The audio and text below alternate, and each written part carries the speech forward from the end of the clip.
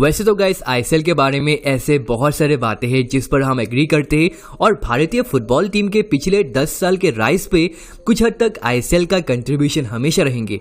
लेकिन guys if you look at the things in the bigger picture, European leagues तो दूर, when it comes to comparison with some of the biggest football leagues of Asia, ISL still has a long way to go.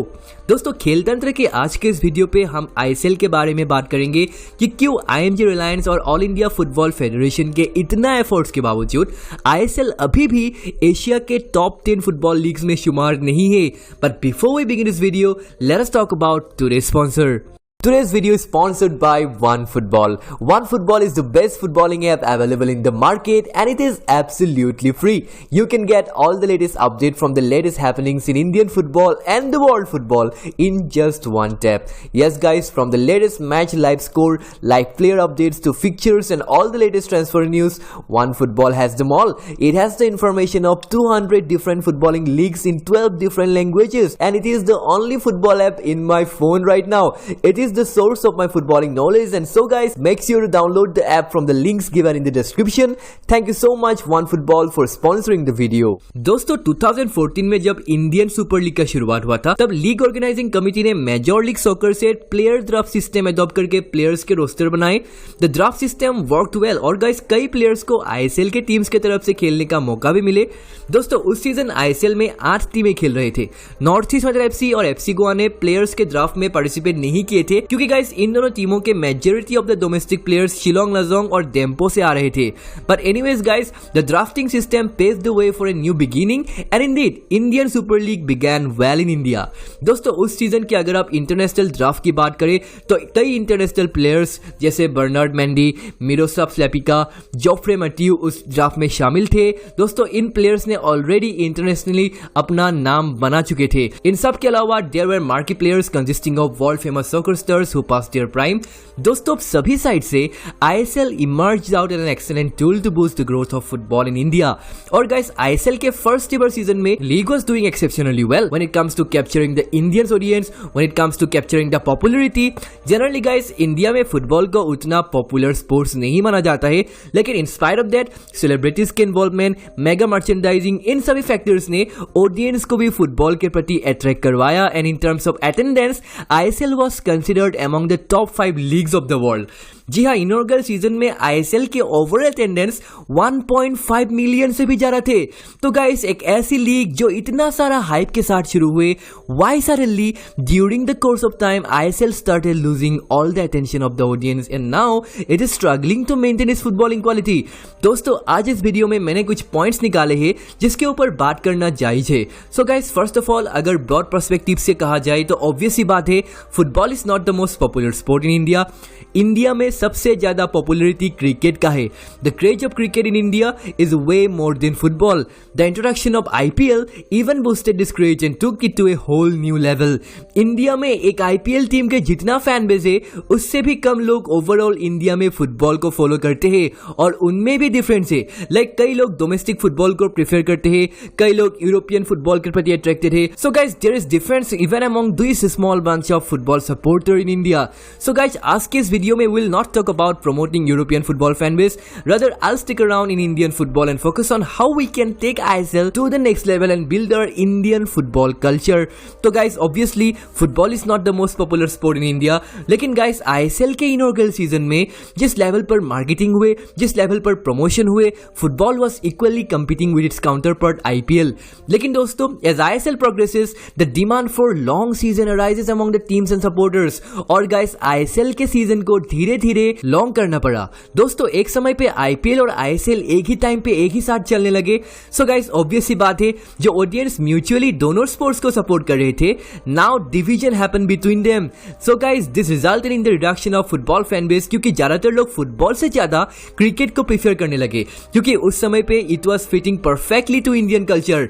India ISL से पहले cricket world cup जीते थे, फिर guys champions trophy, then in 2014 India reached the final of T20 world cup, so guys इन sporting event ने लोगों के आकर्षण क्रिकेट की ओर ज्यादा ले गए और guys they further damage the ISL fan base. Now guys I am not at all blaming cricket for reducing the popularity of Indian football, rather I am putting the blame gun on ISL itself. दोस्तों ISL के कई clubs over the course of time they were discontinued. जो भी fan base एक club ने create किया था they lost them all. और गाइस कुछ क्लब्स तो ऐसे भी थे who don't even had a considerable fan base. इसीलिए guys Roberto Carlos, Del Piero, Simao Sabrosa जैसे प्लेयर्स ISL में खेलने के पश्चात भी ISL का पॉपुलैरिटी नहीं बढ़ा. इंडिया में नॉर्थ ईस्टर्न रीजन को फुटबॉल के हॉटस्पॉट माना जाता है और गाइस ISL के इनिशियल ईयर्स में नॉर्थ ईस्टर्न रीजन को रिप्रेजेंट करने वाला club North East United FC was not performing well. So guys जो कुछ लोग ISL में नॉर्थ ईस्ट यूनाइटेड FC को सपोर्ट कर रहे थे they didn't find the motivation to go to stadium and support their teams. As a result दोस्तों ISL के टिकट सेल्स गिरने लगे and many Indian Super League clubs has been suffering financially. लेकिन दोस्तों क्रिकेट के मौजूदगी में भी ISL बेहतर कर सकते थे. बट देन अगेन यहाँ पे एक और फैक्टर आएगा और वो है सैलरी कैप. जी हाँ गाइस ISL में सैलरी कैप के वजह से क्लब्स ज्यादा से ज्यादा क्वालिटी प्लेयर्स को अफोर्ड नहीं कर पाए which degraded the standard of footballing quality in ISL matches. हालांकि दोस्तों उस बात पे कोई डाउट नहीं है कि सैलरी कैप लीगों के क्लबों के बीच समानता रखने के लिए जरूरी होते हैं, वो कंपटीशन बरकरार रखने के लिए भी जरूरी होते हैं. लेकिन अगर आप दुनिया के टॉप 5 फुटबॉल लीग्स को देखेंगे वहां पे आपको एक से बढ़कर एक ऐसा क्लब मिलेंगे who spend billions in their teams and build a monopoly in their leagues. India में भी इन्वेस्टर है और गाइस ISL पे उस मेगा लेवल पे इन्वेस्ट किया जा सकता था.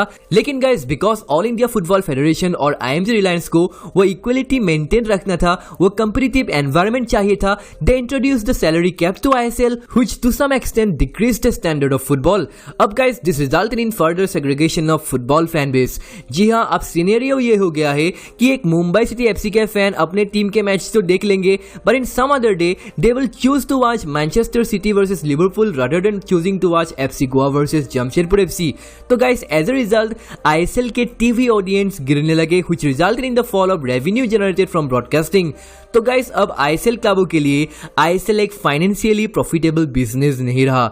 If your team is doing well and winning the league shield, winning the cup, eventually playing in AFC Champions League, then it's okay. आप फायदे में रहेंगे. लेकिन if your team is languishing at the bottom, फिर guys you are ought to suffer loss. Another factor why I feel ISL is still quite a handful of years behind the best leagues of Asia is the footballing league structure. जी हाँ अभी तक ISL में promotion और relegation नहीं है. अगर किसी को ISL खेलना है then they can directly enter ISL by paying the franchisee fee. और ये बात लोगों की इंटरेस्ट ISL से फर्दर हटाते हैं. Imagine an Aizawl FC fan wanting to play in ISL और गाइस उनके लिए अपने टीम को ISL में देखने का तो कोई तरीका नहीं है. आइदर आप फ्रेंचाइजी फी पे कीजिए जो कि बहुत सारे फुटबॉल क्लब पे नहीं कर पाते हैं, नहीं तो गाइस टाटा बाय बाय. जी हाँ this is the condition of ISL right now. दोस्तों अगर ISL पे एक unified promotion and relegation system होते तो गाइस लोगों के इमोशंस इस टूर्नामेंट के साथ जुड़ जाते. लोगों को ISL देखने में इंटरेस्ट आता and not only semifinals and finals, जो बॉटम प्लेसेस के रिलीगेशन मैचेस होते थे वहां पे भी एक भयंकर लेवल पर रेवेन्यू जनरेट होते. लेकिन ISL fail to capitalize the power of Indian audience and fail deliberately. दोस्तों अगर आप चाइनीज सुपर लीग की बात करें जो कि one of the developing leagues of Asia है, वहां खेलने के लिए यूरोप और अमेरिका के क्वालिटी प्लेयर्स वो भी अपने प्राइम पे आ रहे हैं. उस लीग में सरकार द्वारा बहुत सारा पैसा फेंका गया है और इसीलिए guys Chinese super league have gained the world wide attention. Japan के जे लीग भी धीरे धीरे पॉपुलर हो रहे हैं.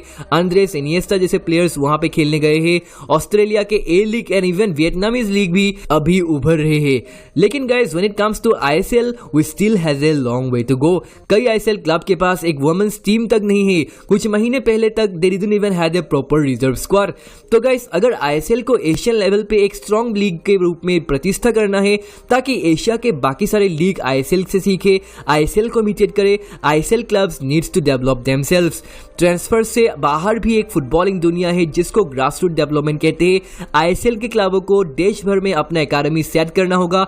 There needs to be money and time invested in football. Only then it is possible to build an Indian football culture. structure. But then again guys, club should also make profit in the way. So guys, what should be the road ahead of ISL club?